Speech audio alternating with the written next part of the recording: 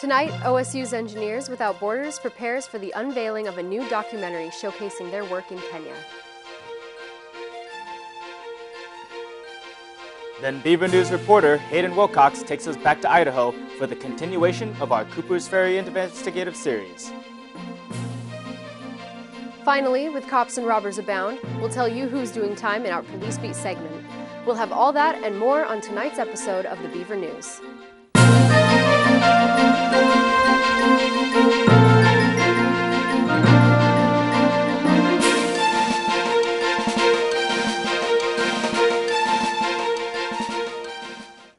Good evening and welcome to your Monday night edition of the Beaver News. I'm Theo Hendrickson. And I'm Megan Davis. We're glad you could join us this evening. Here in Oregon, we tend to take water for granted, but in some parts of the world, water is a scarce and crucial resource.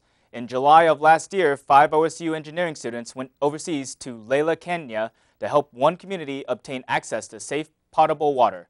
Tomorrow night, Engineers Without Borders will be screening a documentary that will show the efforts from this program to bring safe drinking water to the community of Lela, Kenya. The film Kelwar, or To Bring Song, is a collaborative project between the College of Engineering and University Relations and Marketing, and will feature footage of the hardships that the OSU students overcame, as well as the overall benefits of the project for the community. This 30-minute documentary will be held at Kearney Hall, room 112, and will begin at 6:30 p.m. After the screening, members of Oregon State's chapter of Engineers Without Borders will share their personal experiences and answer questions about the project. Tonight, we're able to show you a glimpse of the documentary. Water, water, I like you. You make the earth cool and wet, the trees beautiful, wow, and green. Water, water, I like you. You make the earth cool and soft, the flowers pretty sure and colorful. Water, water, I like you. You make us happy, ha ha ha, and cheerful.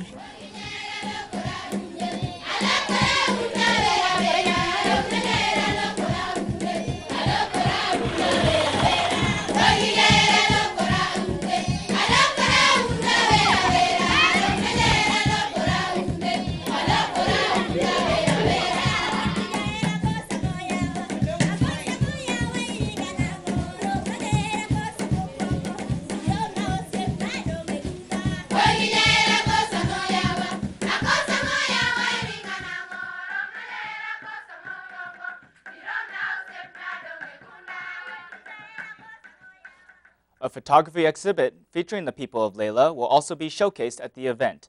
Doors open at 6 p.m. Congratulations are in order to Brett Deaton and Victoria Redmond, who on Friday were elected as President and Vice President of Associated Students of Oregon State University. The duo beat out candidates Jackson Lyle and Robbie Ohanajan by a margin of 835 to 486. This year marked the second time Lyle and Ohanajan's campaigning had failed to win them the position. Thomas Bancroft, who defeated opponent Elena Christie by a vote of 615 to 463, took the position of OSU Speaker of the House. Redmond said she is very honored to be given the opportunity and looks forward to getting to work, and today began looking at hiring her new cabinet. The new OSU officers will be sworn in on June 1st. Walking to campus can become tiresome, especially as the year progresses. Being average college students, some of us might not be able to afford any other modes of transportation. Well, this year, the OSU Bike Loan Program launched their new program, which aims to give students the opportunity to rent a fully functional bicycle at low prices. Through this program, students can rent a bicycle for $35 a term, $15 a week, or $5 a day. According to the program's website, most of the bicycles available are Fuji brand bikes equipped with a single speed gear, flat handlebar, fenders, helmet, lights, bell, and water bottle cage. The program was founded in collaboration with the Student Sustainability Initiative, the Department of Recreational Sports, and the Sustainability Office. If you're interested in renting a bicycle, you can find this program at the Adventure Leadership Institute desk inside the east entrance into the Dixon Recreation Center. Do you have a toaster that just won't toast, a pair of jeans with an unsightly hole, or even a broken lamp?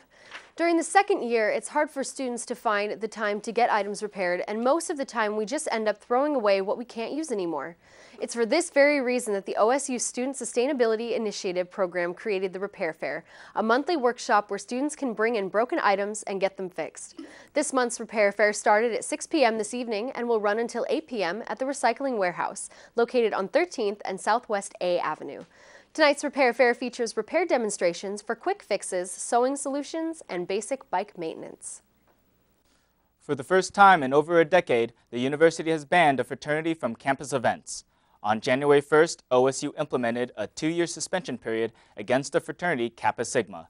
The details as to the reason of suspension are still unknown, and OSU Greek Life has yet to comment on the matter. The degree of this suspension will prevent the fraternity from participating in Greek life at OSU and the utilization of resources and facilities that OSU offers their Greek organizations. Kappa Sigma is still allowed to have a house, however, and will continue to operate as an organization. Over the weekend, Kappa Sigma attempted to appeal the suspension, which was denied by OSU. Currently, the fraternity has the opportunity to apply for reinstatement and to become recognized again by OSU at the end of 2014. Everyone loves dogs, and on May 4th, you can show your dog some love during OSU's Pet Day. This Saturday, the College of Veterinary Medicine is pleased to bring back Pet Day, a chance for students and their pets to get out in the sunshine. This year's event includes an all-day Frisbee contest from 10 a.m. to 4 p.m., a petting zoo, and tours of Oregon State veterinary facilities.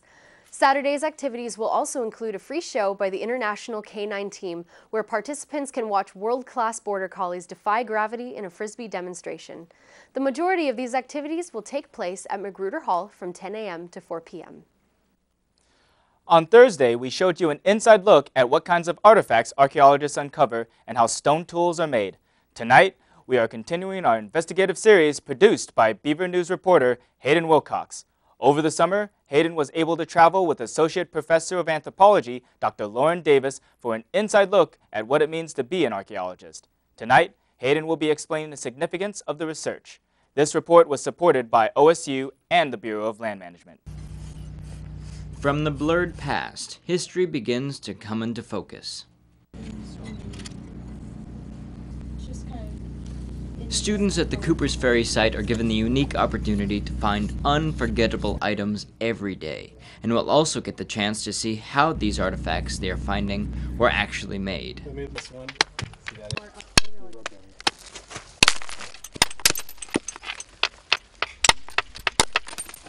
So the thickness of the piece. But making stone tools is one thing. Finding used tools that are thousands of years old is something you can't recreate. The tools used by these prehistoric peoples keep their edge as a testament to the craftsmanship of its owner thousands of years ago. It could be used to cut or to scrape. You can see tiny chips are broken here. And that's the kind of thing that happens when you scrape it along an edge.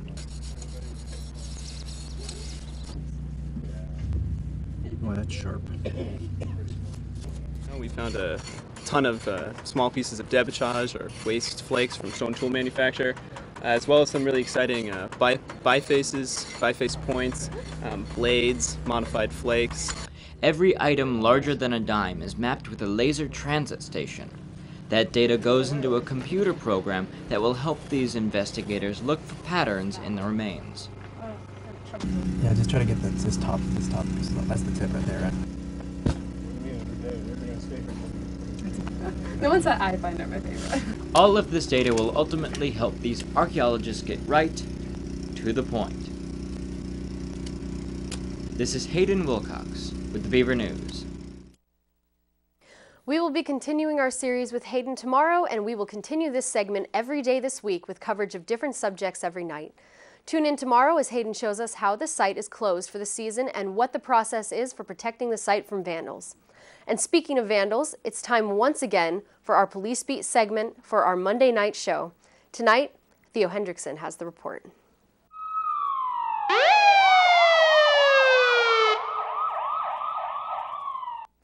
Thanks, Megan. Over the weekend, authorities arrested 29-year-old Sheila Cowart for theft in the first degree. after finding evidence that she had been embezzling funds from a Philomath Girl Scout troop.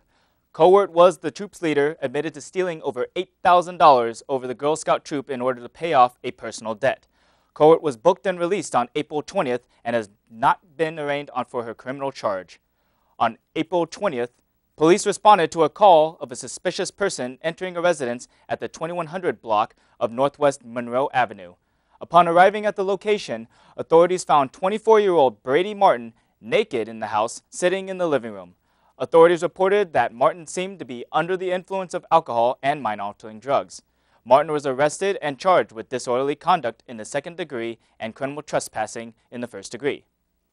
Over the weekend, Corvallis police arrested Cooper Myers for disorderly conduct, violation of a restraining order, and possession of less than an ounce of marijuana after he directly disobeyed a court-mandated restraining order. Myers was apprehended after he had chased down a woman and pushed her against a wall. Myers reportedly made veiled threats against officers as he was arrested, saying that he was not afraid of extra charges. He remains in the Benton County Correctional Facility with a bail of $7,500. Finally, police responded to a report of a man throwing rocks through the windows of a business off of Monroe Avenue. Authorities found Michael Wayne Overholzer, who attempted to run from the officers. Overholzer was arrested on charges of second-degree criminal mischief and interfering with a police officer. Police recovered a rock that was believed to have been used to break the front window of the business and estimated the damage at $100. And that's your Monday Night Police Beat. Back to you, Megan. Many students are familiar with Impulse Bar and Grill as a place to party on a Friday or Saturday night. But what many students don't know is that Tuesday nights are also a hot spot for those looking for Cuban culture. Every Tuesday night, Impulse hosts Cuban Night, a chance for community members to come together and learn and enjoy salsa dancing. Beaver News reporter Ashley Van Pelt has the story. Cuban culture is in the air every Tuesday at Impulse. Cuban music is playing as the Rabana Salsa group dances throughout the night. Tacos are served to add to the Cuban experience. Bring salsa classes, and it's run by the Banana Salsa group here in Corvallis. And so anybody can come and join, sign up, and take the classes, eat some gourmet tacos, and linger around with their friends. Big fan of Taco Tuesday. They have a lot of flavor. They're really cheap. They're a great place to be eating. If you're a starving student, you know, they're only $1 a piece. They've got some real good kick, real good spice. The only downside is they're messy, so be prepared to get a little dirty. A diversity of people came out to experience salsa dancing, from beginners to professionals. Some just came out to enjoy the Cuban music and the tacos. This has been Ashley Van Pelt with your Beaver News. As college students, daytime fatigue is something that we suffer from often. But in a recent study done by co-director of the Sport and Exercise Psychology program here at OSU, Brad Cardinal, one way to prevent this sleepiness is by getting exercise. In 2011 study, researchers found that people who met the recommended physical activity guidelines of 150 minutes a week are 65% less likely to feel tuckered out during the day. Cardinal also suggests that people who exercise on a daily basis fall asleep faster, suffer fewer middle-of-the-night wake-ups, and have a reduced risk of sleep disorders. So why is it that exercise can help us with our sleeping issues? Cardinal believes that it is likely a combination of factors, including increasing the sleep-promoting hormone melatonin, supporting a biological need to restore energy levels, and allowing your body to repair cells and tissues when you sleep. So next time you're finding it hard to stay awake during class, it may be a good idea to take some time out of your day to get in a workout.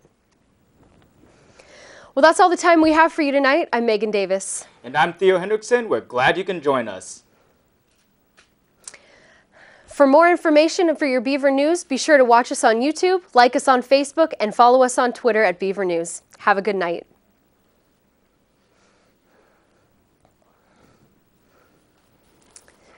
Okay, we're good.